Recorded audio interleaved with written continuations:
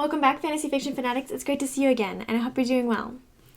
Today's class is going to be on the next set of chapters for Enchanter's Endgame of the Belgariad series. We're actually getting very close to the end of this book, and as such to the end of the series. We're getting really close. We should probably only have one more class on this book in order to finish everything up. We are doing chapters 12 through 18, which is quite a bit of the book, actually, if you think about it page number wise. It is only technically 8 chapters of this book, but page wise it is a pretty good chunk of this last book. However, we are at the end of our series here, and we've got a lot of big things happening versus a lot of little things, and character development and stuff like that is kind of already to the point that it needs to be in order for us to finish up this particular series and this book. We've already had a lot of time with these characters and having them develop and become who they were going to be to get to this point. So that's why I kind of put it into a bigger chunk, because we've got a lot more big scale things to talk about versus the little things that we then want to focus on and zoom in on. But of course, if I miss anything that you think was important or you want to talk about anything specific, you can always comment down below. I would love to have a discussion with you. And if you, of course, think that I missed something and really feel like it's important and I didn't mention it as important, I'd love to hear your thoughts. That way I can then rephrase it for everybody else and get that added in there for the discussion. That would be really great to hear from you as well. So first, before we go ahead and jump into our recap, I just would like to give a big thanks to Dana, who did donate to Fantasy Fiction Fanatics, and I really appreciate your donation and helping support this channel. It really means a lot to me, and I hope that I continue to make good content that you enjoy. Please let me know, of course, if you'd like to see anything specific from me, and that goes for everybody, of course. I'd love to hear your thoughts and your opinions on what we should cover over the discussions. So thank you again. I really appreciate your support, and it really means a lot to me. I hope you continue to enjoy the channel. All right, let's go ahead and jump right in to the recap.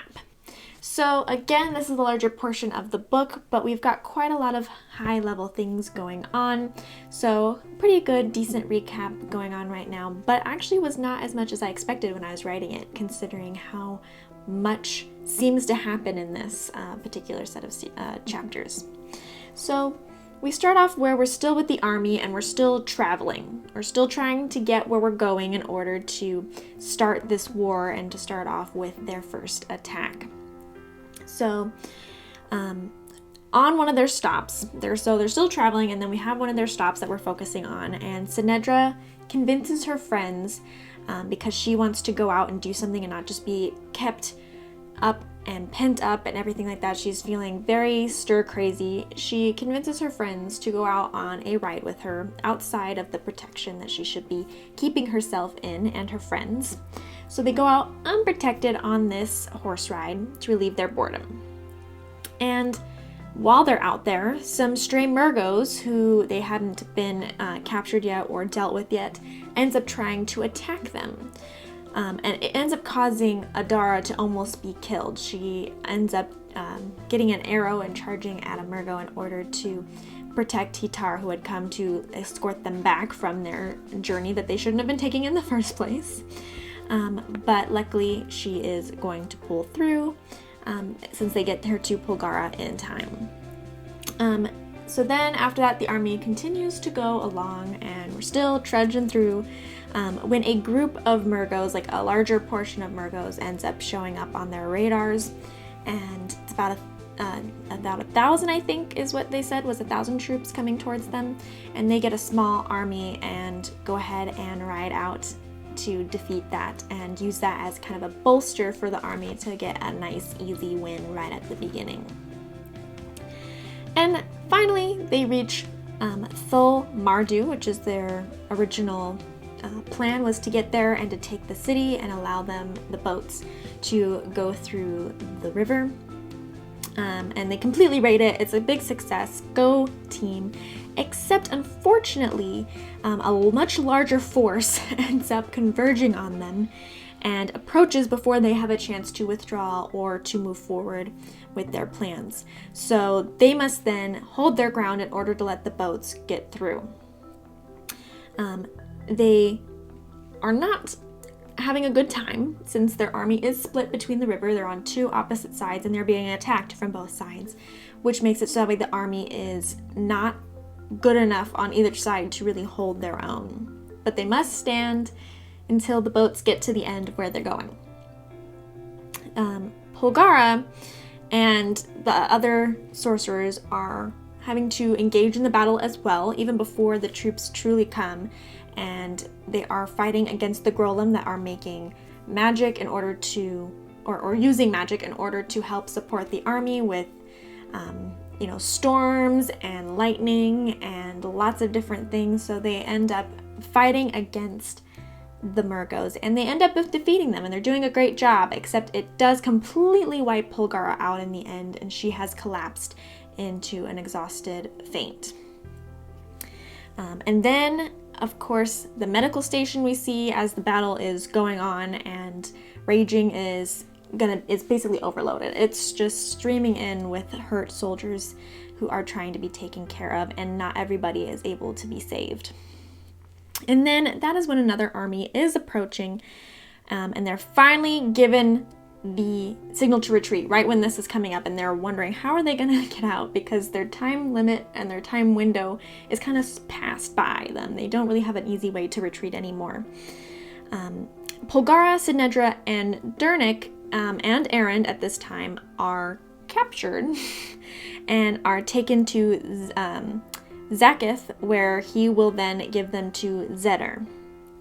So we've got that whole problem happening, and right when we think all is failed, Polgara and everyone's been captured and they can't retreat, King Drosta has decided to switch sides, and that oncoming army, thank you, if I could talk, is actually there to help. He's decided to switch sides against the Murgos to get them out of his place, and they're going to help them retreat away from the Malorians and the Murgos. So maybe not all is lost, though we've got a really big problem with the fact that our main people are captured. So we're going to find out in our next set of chapters what happens with them, and right now we're kind of left on a cliffhanger on that portion of it. But at least the army is getting a little bit of support. We got a little bolster there, so we got some good and some bad news that we're leaving on.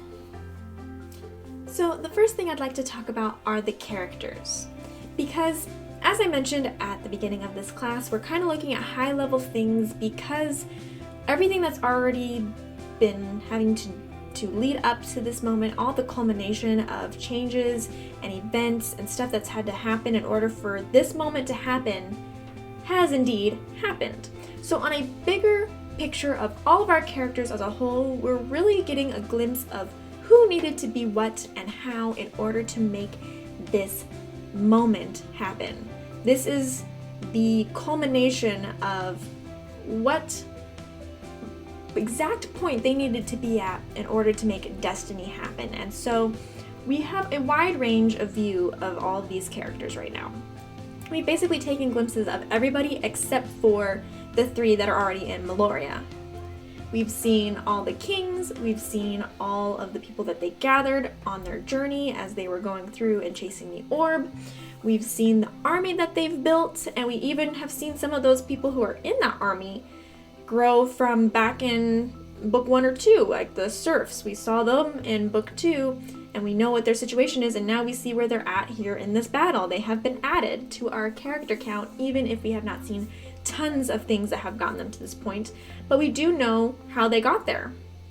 We do know some of the things that were going on in their life when we first saw them, and now we see them here and we understand who they are. We have a connection to them.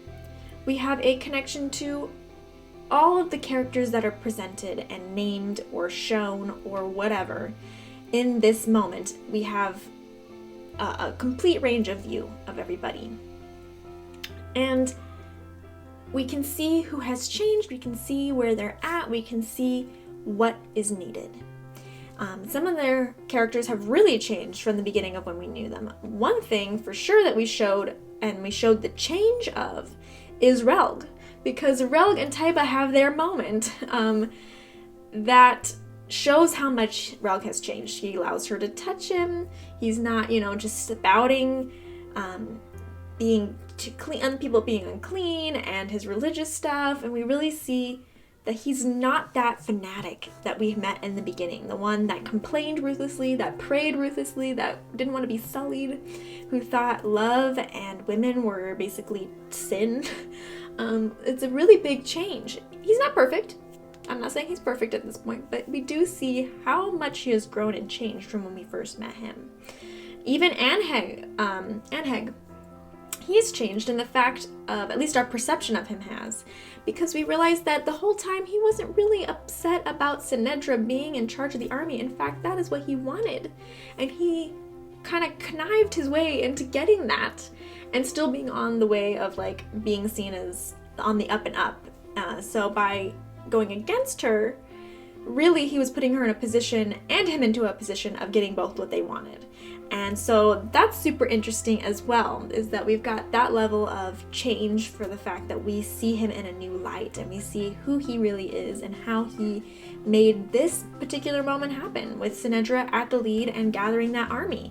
He made a play that helped this moment come about and have that whole army come about.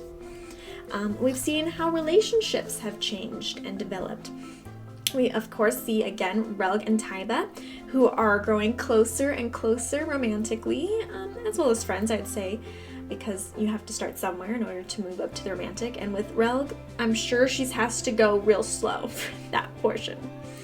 We see Hatar and Adara's relationship changing. She admits that she loves him, and he does not reject her. In fact, he says, when this is over, let me just have a little bit of time while we're going through this to think about it, and let me come back to you. And it makes it seem like he definitely is very for that idea. He just needs a moment to adjust to the thought, because he hadn't considered it in full before. We've got Olbin and his family. We even have, in the middle of this battle, a change of relationship from these people. Because Olbin tried to kill the Riven King and confessed it to his family, and then his dad had to say that we don't have a trait, we don't no longer want you in our family even though you're dying because you're considered a traitor.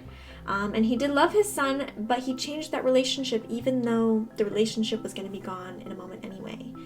He stood by his values, and he was the kind of person that was gonna stand firm and say, no, I don't care if you're dying, I'm gonna disown you. And it was very heartbreaking for me, especially since Olbin I didn't think was really a bad guy, and he learned from his mistakes and tried to make up for them. So it does make me a little sad that that was how things had to be, but even in the midst of this battle, these characters are in their place and in the mindset and the kind of person that they are in order to make destiny happen. And one of those things is to have that moment of disowning his son, who was dying and died moments later. So even though it's sad, they are the people that they are in order to get where this story needs to go. So this is an emphasis of how far these characters have come and gone, and it's the way for us to see exactly the progress that we've made. This is, we saw point A and we can think back, oh, this was point A. This was where we started with all of these characters, and look at where they are now. And this is the change that has happened and has been needed by this whole journey. This is the culmination of all the journey that we've had so far in order to get to this point. And Eddings is really showing off exactly where these characters are and how this destiny is going to play out because these characters are who they are now. I really admired a lot of changes that these characters have gone through, a lot of the growth that they've gone through, a lot of the events that they've had to go through and to change from. And I think it's really, really interesting to then be kind of displayed all of these people who now have to battle it out for good or for evil and to try and make a change for this world that they believe that they can change and how they were able to be in a spot that they could do so. I'd love to know what your favorite character was that went through a change or something different or new in order to get them where they are at this moment. I'd really love to know what your favorite transformation was or your favorite growth to be where they're at right at this moment. Next, let's go ahead and talk about magic. So we've talked about magic several times throughout the course of this series because obviously magic plays a big role. We've got magic users, our main character Garion ends up becoming a magic user. We've got a lot of magic that is important to this story. And now that we're at, nearing the end here, we're kind of seeing the culmination and the growth that magic has made in this story as well. So we're kind of seeing at these endpoints here, the culmination of everything that Eddings has been setting up for this moment, for the moment that we've been waiting for is who will win, evil or good? And at the beginning, we had very little magic shown. Obviously we had some weird stuff going on and we had some magic working a little bit, but in sparing use. We see it very, very little. We kind of understand a little bit about it. They've kind of mentioned how loud magic can be, but really in the end of book 1, we are just touching on magic. We're just knowing that it exists. We're getting a feel for it. We're seeing where things are going. We have, obviously the prophecy talking to Garion, which is very much like magic. And we know that Aunt Pole and Belgariad have done a little bit of magic, and we know that they're sorcerers, but really, it's very, very limited when you think about it.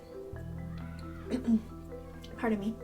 And then as we roll forward and forward through these books, and we keep pushing, and we keep trudging, and we keep going, magic starts to open and bloom and make strides, because now it's being used more. Still only when necessary as we keep going, but it starts to bloom more, and then finally, Garion can use magic. And though he doesn't want to, he has to learn about magic. So then as Garion learns about magic, we learn about magic and how it can be used and what's going on. And it's a rolling effect. We're rolling down a hill, and it's going faster and faster and faster until we reach this point where now magic is being wielded on a large scale. We've got a lot of magic going on, a lot of it, especially in this battle where we got the Murgos the Golems, that are using it, and we've got Aunt Pole and her fellow sorcerers. We got 4 of them, the twins, and Belden and her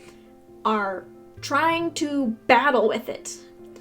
And to this point, we have learned how loud magic is. We understand how it works, how it should be used, how it cannot be used, what the toll is and the taxes in order to use magic. We are getting all of these details, and we're adding it together until, they're using magic actually quite a bit. Garion and Belgariad and Pole are actually using it. I wouldn't say like explosively, like, oh my gosh, everything they're doing is use magic, but they're using it quite a bit to go through their journey, and they're not so worried about being quiet, magically speaking at least. And then now it's just like fling everything at the enemy, just go. So much so that Polgara actually taxes herself as much as Belgariad did at that one point and keeled over into a faint. So not quite as much in the fact that Belgariad literally put himself on the verge of not even having magic and maybe dying, but enough that she passed out and is incapacitated for a long while. So again, with our characters, we see the culmination of everything that has to come in order to be the moment that it is right now. And we've also seen now the way that magic has grown and grown and developed and developed and developed, and now finally we're seeing really what it can be doing and how it's going to be used to help in this fight against evil. We've really seen it now powered up, rev and ready to go, and it's being in full use to the max of its abilities, and we understand those abilities and we understand what's going on because we've had that slow growth of seeing it develop, seeing it change, and blooming right before our eyes into what can be used in a fight between good against evil. Of course, I don't think we've seen the true culmination of what magic is at this point until we find out if Geryon and Belgariad have to use it against Torek, or if Torek will use it. In that case, I think that will be when our flower of magic, as my analogy ended up being, really blooms and blossoms into fully what the magic is going to be used for in this battle. But at this point, we are seeing a big portion of it, and we're rolling down the hill now. We're really far down that hill, just going with everything we've got. So I do think it's super interesting to have grown in our knowledge so much so, and grown into this moment where all bets are off and they are just fighting for their lives. They're just fighting for good versus evil, and they are pushing everything they've got at it, everything they've got at evil, in order to try and win and make it so that way this world can be a better place. What were your thoughts and feelings about magic, and did you like their fighting Polgara and Belden, us seeing that particular portion of the fight? Do you feel like you enjoyed it? Do you feel like it added to it? Do you feel like, wow, I finally see the culmination of magic, or at least are enjoying the magic as it's being presented in this battle and how it's being used? I'd love to know your thoughts and opinions on it. Alright, now let's go ahead and talk about the war. So, the whole point of everything to this point, all of our books, all of this series, is a journey that's pointing towards this moment, this war, and it's necessary in order for the real battle, the one that's going to determine everything, to take place. So the war is really important because it's, very monumentous moment in this whole thing. It's the second most monumentous moment, as well as just second to, Geryon finishing up Torek. This is what we've been moving forward towards. We've been moving from book 1, page 1, though we didn't know it, to this war and to Geryon's battle. So I just like to talk about it a bit because this is kind of what the meat of everything was leading towards. And we do see a lot of death in this war. We've already seen so much hurt and pain and death. Even characters that we knew very well or that were important characters. I wouldn't say we necessarily had any deaths of anybody that's truly like top tier main character almost, or at least very much a secondary character. But there are people that we know, people that are close to those characters that we might think are invincible because this is a book and authors can't kill off people who are important to us, even though if they're a good author, they probably should. Which is sad to say as a reader because I don't want anybody that I love to die. But sometimes that happens anyway, and I have to accept that that actually makes it a better story and a more realistic story, even if that's not what I'd like. And this book and this particular war, I think, is portrayed very, very honestly. It's very realistic in the fact that anybody can and does die. We've even got Oldman and that horrifying moment of when his family disowns him because he decides to tell the truth last minute. He was also somebody who was important to at least Sinedra. He was not a long-standing character, but he was somebody that we knew and had gotten to know and knew his backstory at least enough that we know like how he came to be in the position that he was at because he tried to kill Geryon and he did it for the love of his dad. So we know things about him. We've interacted with him. Leldoran's cousin, who we knew back from when we first met Leldoran, has died. We see the pain that Leldoran goes through for losing him, as well as we knew him for a time. We have the serf that Sinedra recruited. The two that she recruited, and one of them dies, and his friend is devastated, and he did all that just to have food to eat. And so we know him. That's somebody that is sad to lose, even if we didn't know him as well as some of our main characters. It was still somebody that we experienced. Somebody that was not just some nameless character B in the crowd. Brendig had to lose his whole arm. Even the important people are not immune to this battle and being hurt and having limbs lost or being killed. And though it isn't, you know, like Hitar has died, it's not like Sinedra's died, it's not like Polgara has died, at least not at this point, even though she, both of those women are captured. It's not like Lildoran himself died or anything like that, so it's not part of the main group, but the main group we do know is the best of the best in their field and their fighting. So it does seem like that could be realistic, that they have not died, as well as we do have that realisticness of the fact that so many people that we did know, we did interact with, died, and they got seriously hurt, and it is a moment. It's not just a discarded character or somebody who they say, oh, okay, we've got all this line of people dead on the floor. We see the people that we know actually die in real time. And it's very, very sad, but it also adds to the fullness of this war and knowing what the cost is that we've been building up to this cost from everything that's been going on until this moment. This is what has to be paid in order for good to win. And then we've got the fact that everything is kind of all over the place. We're jumping from here to over here to over here to over here. Oh, you know, the sign to retreat has been lit in one place, but nobody else knows about it until a much later point in the story. So the kind of discombobulated writing, the jumping around, the here and there, and the chaos of the writing in many ways, though we can follow along.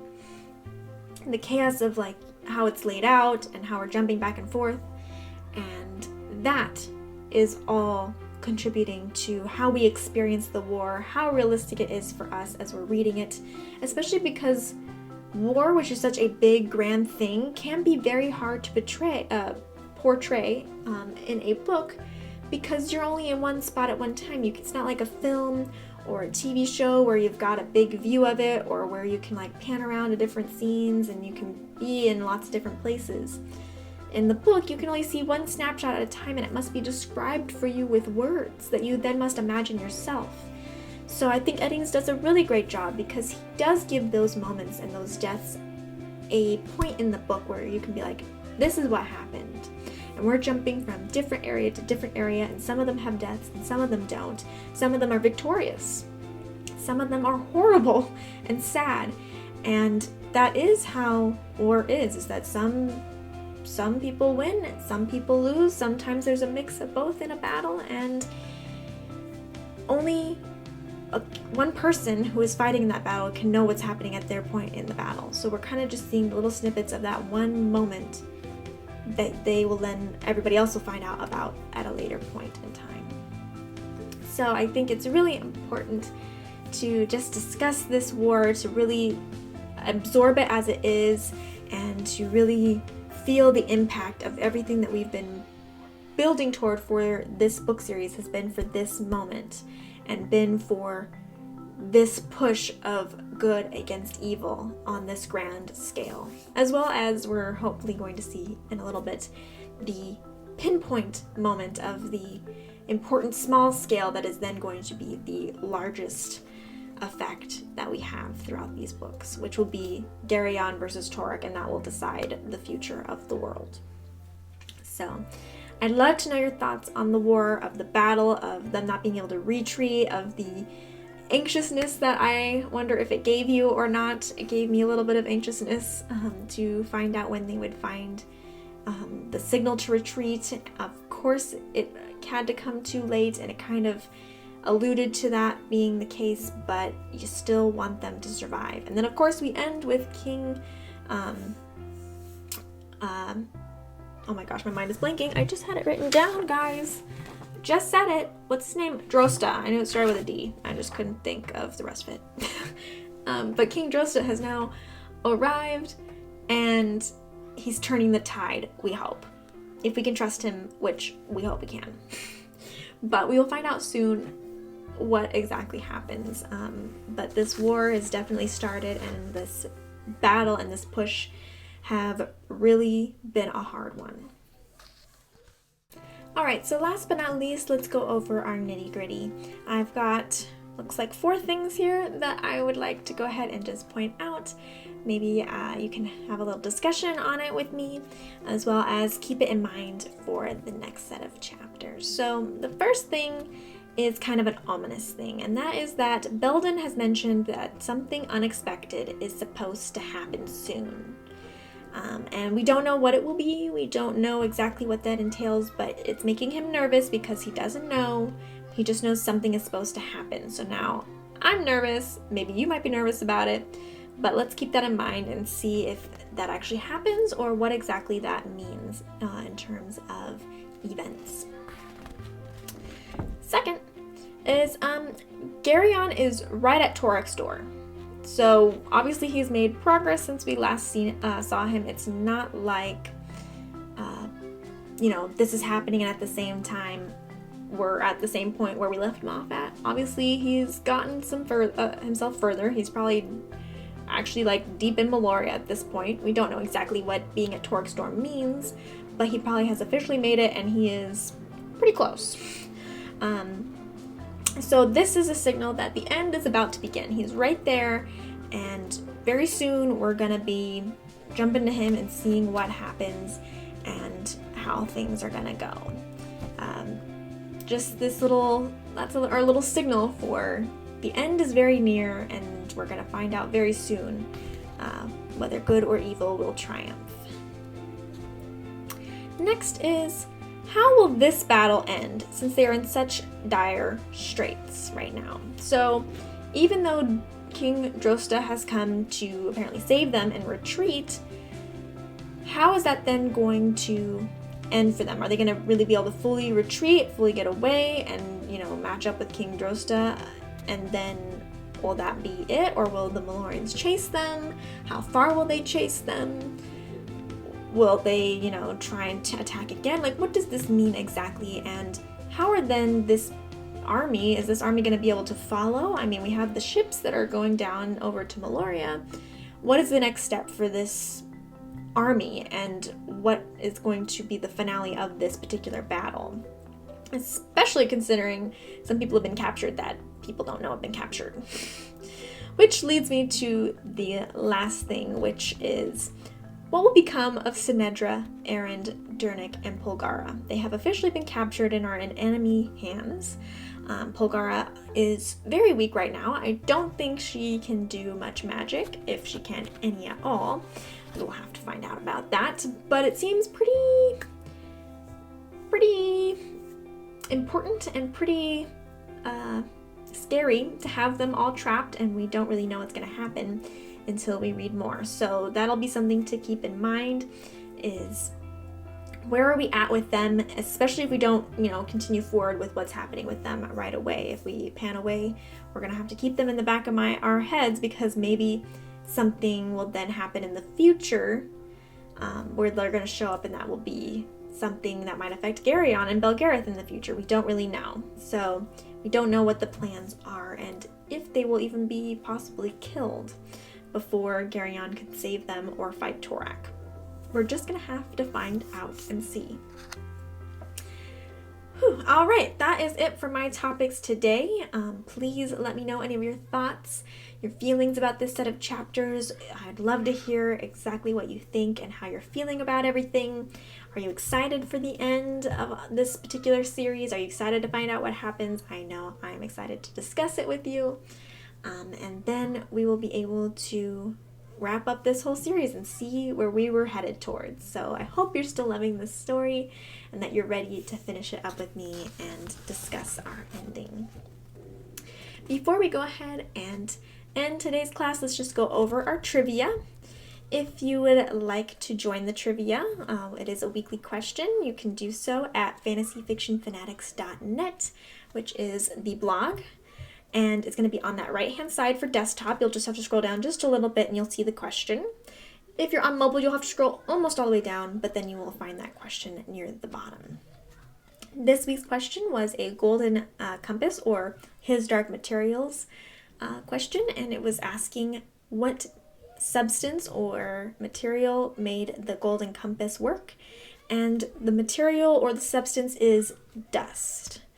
which is actually a very big thing that the whole series focuses around, which is dust.